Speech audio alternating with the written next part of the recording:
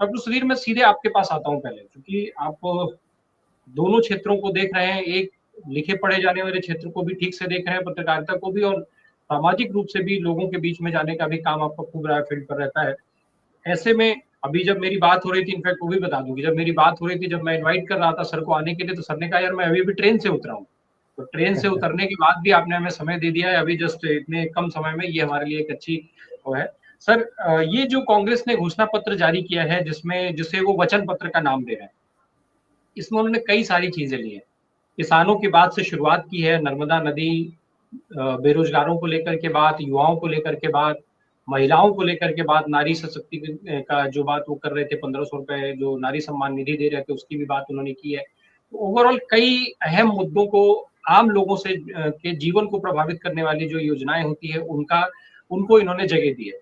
Sir, ये पहली मैं टिप्पणी इस पे छोटी सी एक आपकी ले लूँ कि कितना इम्पोर्टेंट है आपके दृष्टिकोण में ये जो वचन पत्र है, वो कितना संपूर्णता लिए हुए दिखाई दे रहा है? Doctor Sudhir sir. जी राम प्रकाश जी, देखिए मध्य प्रदेश भारतीय जनता पार्टी और कांग्रेस दोनों के लिए बड़ा मायने रखता है और लगभग पूरी तौर पर यह प्रदेश कांग्रेस और भारतीय जनता पार्टी में ध्रुवीकृत है। 1956 में मध्य प्रदेश का गठन हुआ था और पिछली पूरी लगभग अर्धशती, अगर ढाई ढाई साल के दो अंतरालों को छोड़ दे तो कांग्रेस का वर्चस्व मध्य प्रदेश की राजनीति में रहा था।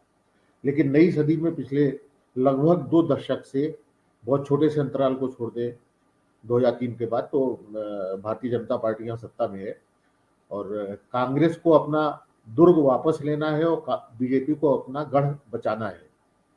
पिछले कुछ अरसे में जिस तरह से मुख्यमंत्री शिवराज सिंह चौहान ने लगातार घोषणाएं की और उनको विभिन्न मंचों पर घोषणावीर की संज्ञा उनके विरोधियों या आलोचकों ने दी, तो अब कांग्रेस के लिए जरूरी हो गया था कि वो इस रफ्तार से और इतने बड़े कदम धरें जिससे कि उनकी योजनाएं या उनकी घोषणाओं से वो आगे निकल सके और जनता के मन में उनके प्रति धारणा बने कि कांग्रेस भी मध्य प्रदेश के लोगों के लिए अनेक योजनाओं से लैस है।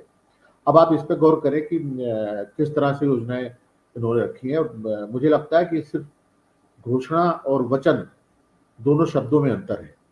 वचन एक बहुत ही हमारे मिथकों से जुड़ा हुआ शब्द है। रामायण और महाभारत काल से वचन शब्द का इस्तेमाल होता है, यानी वचन से आप बंधे रहते हैं। और एक बहुत लोकोक्ति हमारे समाज में चलती, प्राण जाए पर वचन न जाए। आपने कहा मैंने घोषणा की थी, पालन नहीं किया, कोई बात नहीं, लेकिन अगर आपने वचन दिया है, अगर आपने गारंटी दी है, तो जाहिर है कि आप उससे कहीं ना कहीं बंधे हुए हैं और आपको उसका पालन करना होगा। अगर आप नहीं पालन करते हो तो ये वचन भंग माना जाएगा। देखिए, अब वो दौर चला गया जब पार्टियों के पास थिंक टैंक हुआ करता था। कांग्रेस के पास कभी श्रीकांत वर्मा हुआ करते थे, एनसीपी के पास कभी डीपी त्रिपाठी हुआ करते थे, बीजेपी के पास कभी गोविंदाचारी हुआ करते थे और मध्य प्रदेश में ही अनिल दवे जैसा विचारक इनके पास था। अब वो दौर नहीं है। सारे घोषणा पत्र और सारे ऐलानों, सारे वचन पत्रों का अभीष्ट या मकसद यही है कि किस तरह से मतदाताओं को लुभाया जाए। इस वचन पत्र पे आप गौर करें तो इसके लिए इस बार कांग्रेस ने बड़ी लंबी तैयारी की थी और पूर्व मंत्रियों, वरिष्ठ नेता राजेंद्र कुमार सिंह के नेतृत्व में वचन समिति बनाई गई और उसने लगभग 1 साल इस पर काम किया। इंडोर बैठ के भी सारी चीज़ों का अध्ययन किया गया। भारतीय जनता पार्टी की घोषणाओं का अध्ययन करके देखा गया किस तरह से हम उससे आगे जा सकते हैं। तो मोटे तौर पे इसमें इन्होंने जिस तरह से युवकों को, महिलाओं को और किसानों को लुभाने की कोशिश की है अपने वचन पत्र में, और ये साफ दिखाई देता है कि वो कहीं ना कहीं राजस्थान, छत्तीसगढ़ और कर्नाटक की तर्ज पर चलना चाहते हैं। सामाजिक सुरक्षा पर, महिलाओं को लुभाने पर और युवकों को आकर्षित करने के लिए अनेक योजनाएं की गई हैं। इसके अलावा छत्तीसगढ़ से उन्होंने गोबर खरीदी की योजना ली है, धान के समर्थन मूल्य की बात ली है, यहाँ तक कि उन्होंने मध्य प्रदेश में आधुनिक शैली और खेलों का सहारा लेकर युवकों को लुभाने के लिए, खिलाड़ियों को लुभाने के लिए आईपीएल की टीम बनाने तक की घोषणा की है। अभी तक किसी भी आईपीएल मैच में मध्य प्रदेश के किसी भी क्लब या मध्य प्रदेश की कोई भी टीम शरीक नहीं हुई है। तो ये जो इसका कैनवस है, इसका जो फलक है, वो बहुत बड़ा है। किसानों के लिए 5 हॉर्स पावर तक, और उसके बाद फिर सामान्य उपभोक्ताओं के लिए 1 करोड़ से अधिक बिजली उपभोक्ताओं को आकर्षित करने के लिए 100 यूनिट तक माफ और 200 यूनिट तक हाफ का नारा दिया गया है। महिलाओं के लिए आपने देखा ही है किस तरीके से लाडली बहन योजना की काट के लिए, लाडली बहना योजना की काट के लिए नारी सम्मान योजना लाई गई है। प्रियदर्शनी योजना के तहत अनेक घोषणाएं की गई हैं, और कांग्रेस ने पूरी कोशिश की कि समाज के विभिन्न वर्गों को वो आकर्षित कर सके, और मुझे लगता है कि अगर वचन से असर पड़ता है तो जाहिर है ये एक सफल और कारगर वचन पत्र है। अब इसका वास्तविक असर कितना पड़ता है ये जनादेश के बाद पता चलेगा। सुधीर सर, अब थोड़ा हम लोग किसानों से आगे बढ़ के युवाओं की बात करें। युवाओं को लेकर के भी कई सारी स्कीम्स और कई सारी योजनाओं के लिए वचन दिया है कांग्रेस पार्टी ने। सर, सबसे पहले तो बात हम लोग नौकरियों की करें कि आज की तारीख में सबसे बड़ा मुद्दा है बेरोजगारी, जो युवाओं के लिहाज से अगर देखा जाए। 2 करोड़ नौकरियों का वादा जो है वो मोदी जी ने किया था। 2 लाख नौकरियों का वादा कांग्रेस कर रही है। सर, आज के तारीख में और साथ ही साथ और कई सारी योजनाएं, जैसे भर्ती को लेकर के आयोग बनाया जाना, भर्ती घोटालों की जांच कराने को लेकर के आयोग बनाया जाना। इसके अलावा इन्होंने जो एक चीज कही है कि मध्य प्रदेश के युवाओं को सरकारी नौकरी में प्राथमिकता देने की बात है। प्रतियोगी परीक्षा शुल्क में 100% छूट देने की जो बात कही गई है, क्योंकि सर देखा जाता है कि तमाम प्रदेशों में या केंद्र के जो उसमें है, जो परीक्षा शुल्क लगता है, आज परीक्षा शुल्क लिया गया योजना में, अगले साल फिर वो भर्ती प्रक्रिया हुई नहीं हुई वो अलग बात है। अगर वो नहीं भी होती प्रक्रिया, अगली बार भर्ती फिर से आती तो फिर नया शुल्क देना पड़ जाता है। तो इस लिहाज से, युवाओं के लिहाज से ये कितना महत्वपूर्ण है, और साथ ही साथ जो 2 करोड़ के सापेक्ष 2 लाख का जो ये फिगर है, क्या वो अचीवेबल है? क्या ये, और ये कितना जेन्युइन है? युवा कितना जुड़ते हुए दिखेंगे इससे? सर अनम्यूट कर लें अपना। जी बोले बोले। नहीं, फिर म्यूट हो गए आप, दोबारा म्यूट हो गए। अब आ रही है आवाज? जी अब ठीक। देखिए, आपने युवाओं की बात की तो मुझे लगता है कि इस वचन पत्र में युवाओं का पर्याप्त ध्यान कांग्रेस ने रखने की कोशिश की है। नरेंद्र मोदी या भारतीय जनता पार्टी जब 2 करोड़ रोजगारों की बात करती है तो अखिल भारतीय स्तर पर करती है, और जब मध्य प्रदेश में घोषणा पत्र जारी या वचन पत्र जारी होता है तो मध्य प्रदेश की सरहदों के भीतर या एक स्टेट के लिए 2 लाख की बात करते हैं। लेकिन एक जो बहुत महत्वपूर्ण योजना जिसका उल्लेख इन्होंने अपने वचन पत्र में किया है वो ये है युवा स्वाभिमान योजना।